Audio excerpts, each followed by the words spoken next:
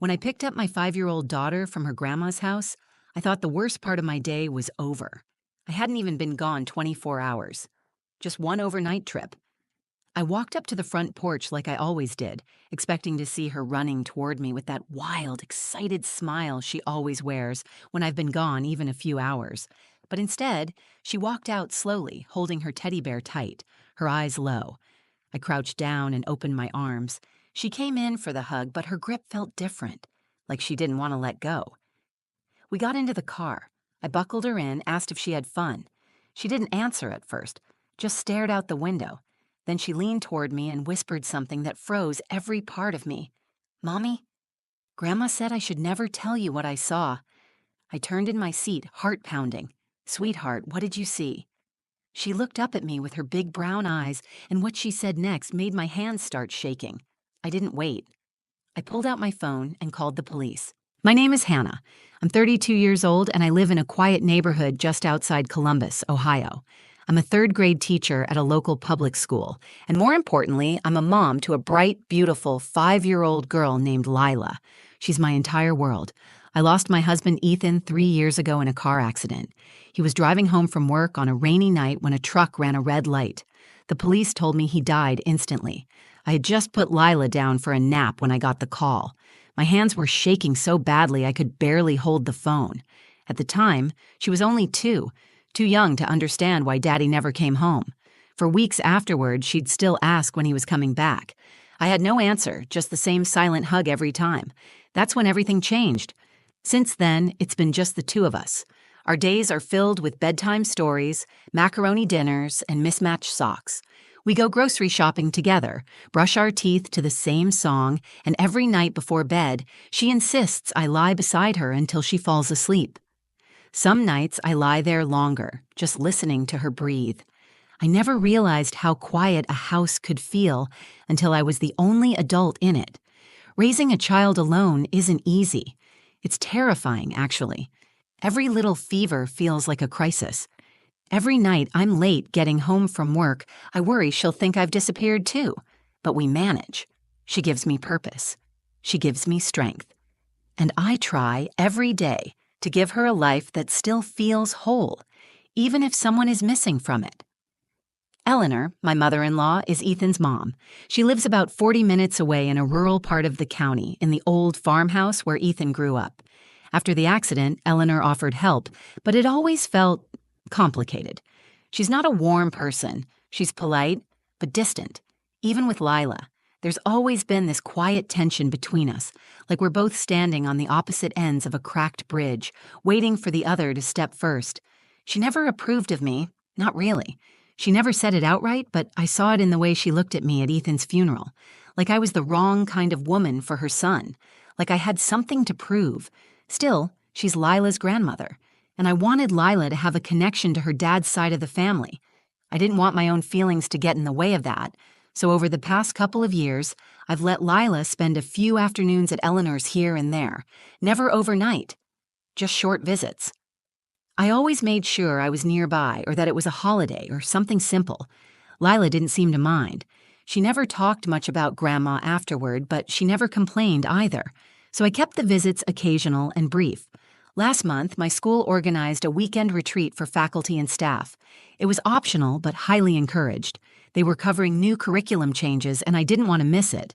It meant being away overnight, on just one night, and I didn't have many options. My sister, who usually helps with Lila, was out of town with her husband. My parents live in Florida. That left me with one choice. When I called Eleanor to ask if she could keep Lila overnight, there was a long pause on the line. Then she said, "Of course." "I've been wondering when you'd finally let me keep her for more than 2 hours. That should have been a red flag, but I ignored it. The morning I dropped Lila off, she was her usual bubbly self, bouncing around in her ladybug rain boots, even though it wasn't raining. I packed her favorite snacks, a change of clothes, her stuffed bear named Marbles, and her bedtime storybook. I double-checked her toothbrush. I even wrote out a list of emergency numbers and taped it to her bag.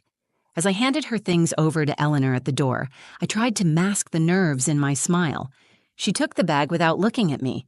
"Are you sure you have everything she needs?" I asked, half out of instinct, half out of panic. "Hannah, I raised Ethan," she replied sharply.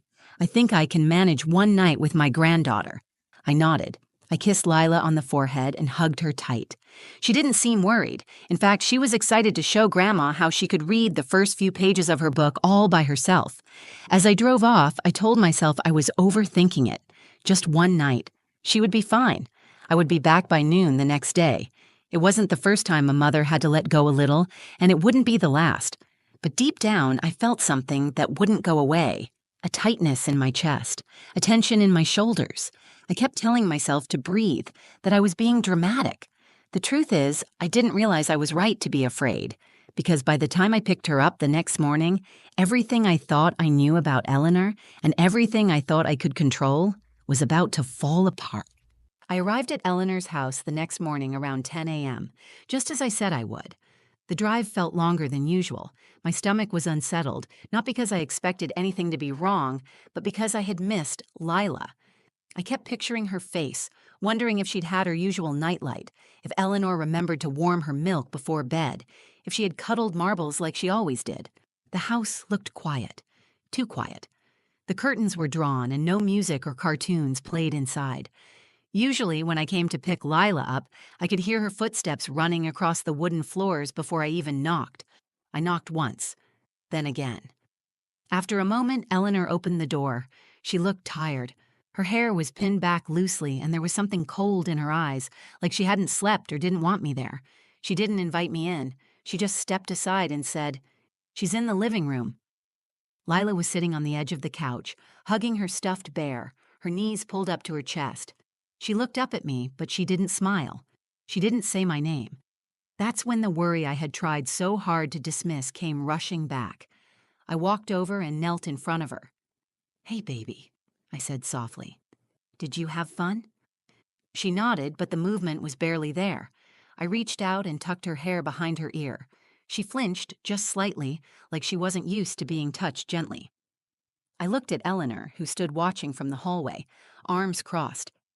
"We played some games." "She stayed up a little late," Eleanor said flatly. "Probably just tired." I wanted to ask more, but I didn't. I just stood up and took Lila's bag, thanked her out of habit, and walked my daughter out to the car. Eleanor didn't follow us outside. Once we were in the car and I had buckled her in, I turned to face her. "Did Grandma take good care of you?" Lila looked out the window. Her voice was barely audible when she said, "Mommy." "Grandma said I should never tell you what I saw." Her words stopped everything. The sound of traffic faded. My pulse thudded in my ears. "What did you see, sweetheart?" She looked at me. Her face was pale and her eyes were wide, in that way kids get when they know they've touched something too big to understand. "There was a girl in the basement," she said. I froze. "What girl?" "She was in a room. Grandma said not to talk to her and that she wasn't real, but she looked real." I didn't speak. I couldn't.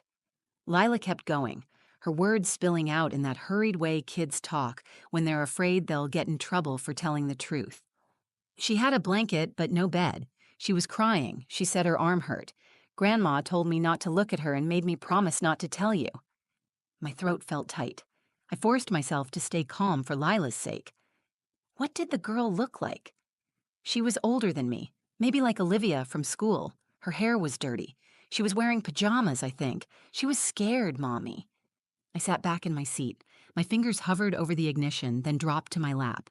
I stared at the steering wheel, my brain racing to catch up. Maybe it was a game. Maybe Eleanor had a doll or an old photo. Maybe Lila had misunderstood. But even as I tried to convince myself, I knew none of that made sense. Lila had a vivid imagination, yes. But this didn't sound like a fantasy. It was too specific, too detailed, and far too serious to ignore. I called my friend Olivia, not the girl from Lila's school, but my best friend since college. She's a child psychologist. I told her everything in a voice that cracked halfway through. She didn't hesitate. "Hannah, that's not a made-up story. Kids don't lie in that kind of detail. If she's describing pain and fear, that's something she saw. You need to take this seriously." So I did. I drove Lila home and got her settled with some juice and her favorite cartoon. I didn't want her to see how scared I was. I gave her her stuffed bear and told her to sit tight for a bit. Then I went to the kitchen, locked the door behind me, and dialed the police. I don't know if this is an emergency, I began, but my daughter just told me she saw a girl locked in a room in my mother-in-law's basement. The dispatcher asked me to explain everything. I repeated Lila's words exactly. She was quiet for a few seconds, then said she was sending officers to the property immediately. I hung up and stared at the phone in my hand. What if it was real? What if someone was down there right now, alone and hurt?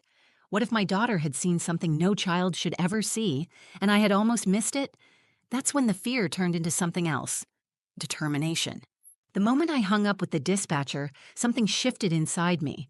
Fear was still there, yes, but it was buried beneath something stronger. I was done second-guessing myself. I was done wondering if Eleanor meant well or if I was overreacting.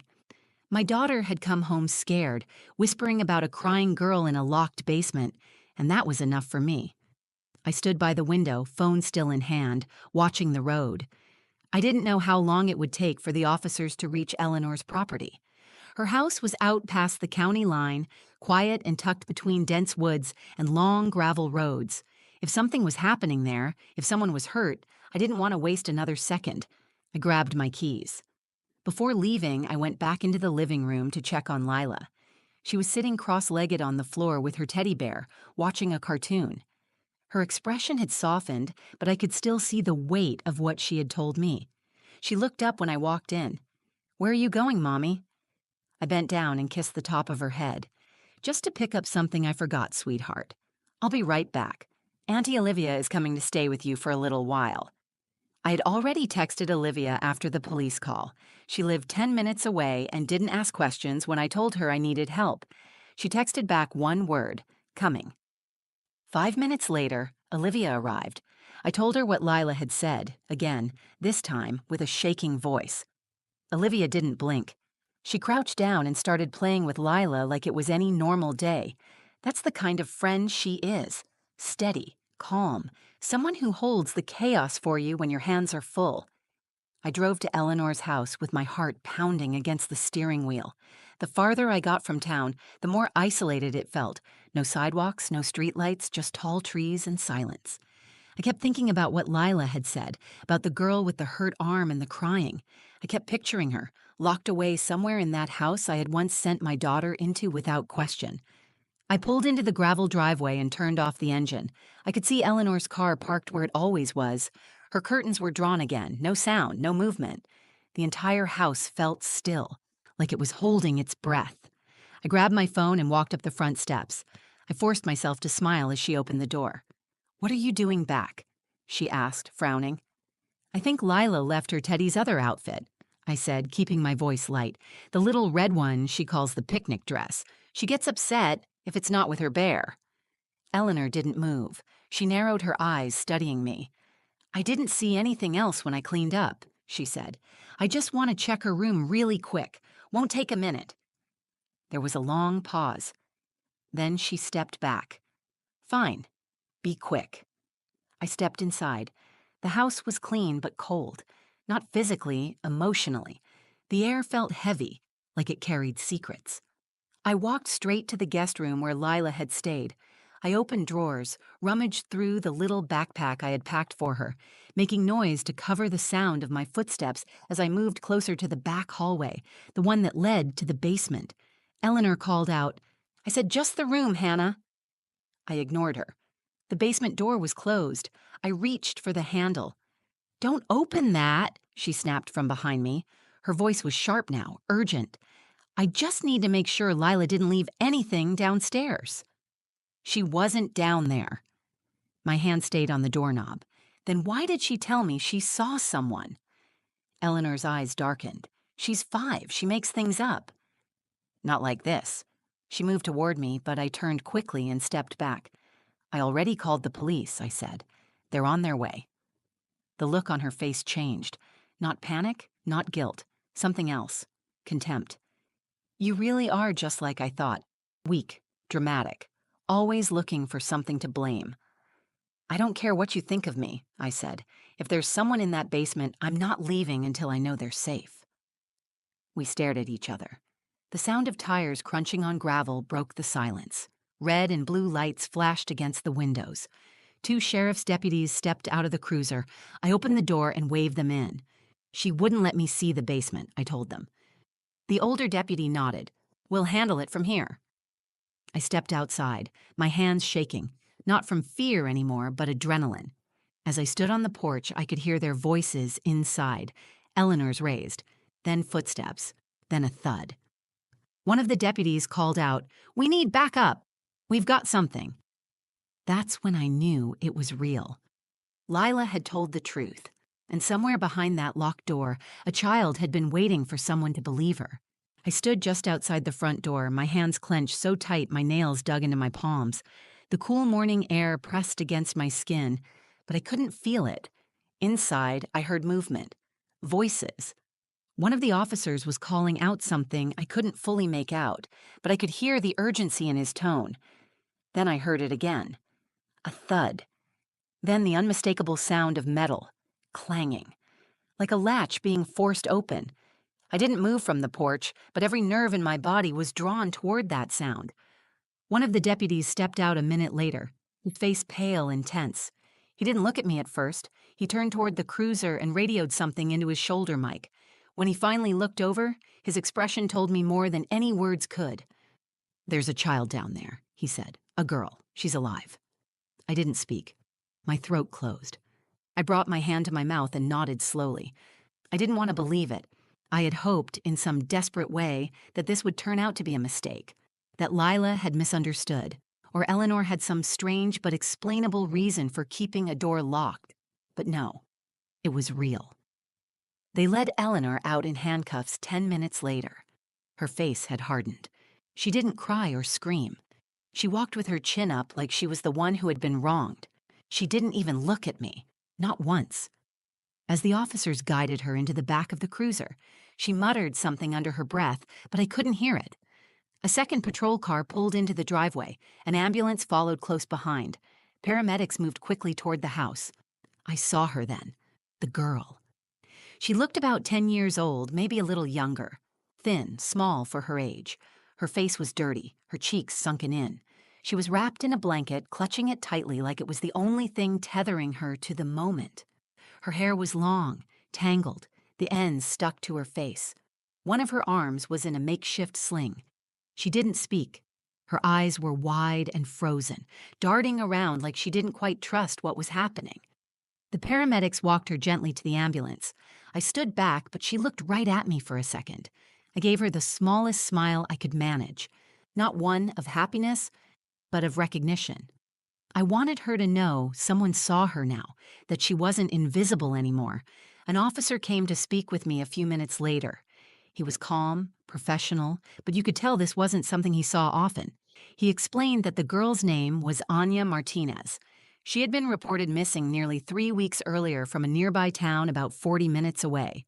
Her photo had been shared on social media, but Eleanor lived so far off the main road, no one thought to check her house. I asked how Eleanor had even found her. He shook his head. "We're still piecing it together," he said, "but we think she may have lured the girl from a public park. Anya was known to wander off occasionally. Her parents said she has a developmental delay and struggles with strangers. Eleanor likely took advantage of that. The idea that someone could take a vulnerable child and hide her like that made my stomach turn. What would she even want with her? I asked. She claims she was protecting her, he said. We think she's been involved with some conspiracy forums online. She believes the child was in danger from her real family. I stood there, stunned. All this time, I thought Eleanor was cold, judgmental, and emotionally distant. I never imagined she was capable of something like this. I had trusted her with my child. And Lila, my daughter, had been right. She had seen something. She had understood the weight of it, even at 5 years old. If she hadn't spoken up, if I had brushed it off as nonsense or childhood imagination, that little girl might still be down there. I called Olivia and asked if I could talk to Lila. When I got home, she was sitting on the couch with marbles in her lap, eating crackers like it was any other Saturday. I sat next to her and pulled her into my arms. I need to tell you something, I said gently. The girl you saw in Grandma's house, the police found her. She's safe now. Lila blinked up at me. She's not in the basement anymore? No, baby, I said. She's not. You helped her. You did a very brave thing telling me. She was quiet for a moment, then she leaned into me and whispered, I was scared to tell you. I know, I said, but you told me anyway. That's what being brave means. That night, after Lila fell asleep, I sat in her room and watched her chest rise and fall with each breath. I kept thinking about Anya, what she must have felt locked away in that dark room waiting for someone to find her, what it meant that the person who saved her was another child, my child. The truth had come from the smallest voice in the room, and it had saved a life. In the weeks that followed, the headlines ran wild. Child found in hidden basement room. Grandmother arrested in missing girl case. Our quiet community became the center of attention. Reporters knocked on my door. Parents from school sent messages. Some offered support. Others wanted details. I ignored most of it. The only thing that mattered to me was keeping Lila safe and giving her the space to heal. She didn't understand everything that had happened, not in the way adults do. But she knew something had been wrong. She knew she had seen something she wasn't supposed to. For a few nights, she woke up crying. Sometimes she'd ask me to leave the hallway light on, even with her nightlight glowing beside her bed. She didn't want to talk about Grandma. I didn't force her. Instead, I sat with her. I held her when she needed it. We read her favorite bedtime books, even when she already knew them by heart. I brought her to play dates, filled her world with comfort, and kept her close. At school, her teacher said she was quieter than usual, but still engaged, still curious, still smiling by the end of the first week. Olivia helped us both. She recommended a therapist who specialized in early childhood trauma. We went together. I didn't want Lila to feel like she was going through it alone. In one of the sessions, Lila said something I'll never forget. She didn't want me to tell, but I knew you would believe me. That was when the tears came. Not the panicked kind I cried in my car that day, or the silent kind I wiped away in the bathroom late at night. These were different. They came from a place of deep, quiet gratitude. I had spent so long worrying I wasn't enough, as a mother, as a protector.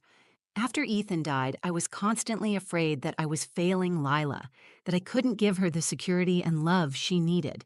But in that moment, hearing her say she trusted me more than her fear, I realized I had done something right. Eleanor's arrest led to several charges, including kidnapping and unlawful confinement. She pleaded not guilty at first, insisting she had saved Anya, but the evidence was overwhelming. The girl had been locked away in a hidden room behind a false wall in the basement. There were no windows, only a mattress on the floor, a single lamp, and a padlock on the door. The sling on her arm was makeshift and untreated. She had been fed enough to stay alive, but barely. It wasn't a misunderstanding. It wasn't some misguided act of protection. It was a crime. Anya was reunited with her parents. I met them briefly during the investigation. Her mother hugged me so tightly I could barely breathe. She thanked me, over and over, but I didn't feel like the hero. I just listened to my daughter. That's all I did. I believed her, and that had made all the difference. The investigators said Eleanor had been active in online forums filled with conspiracy theories.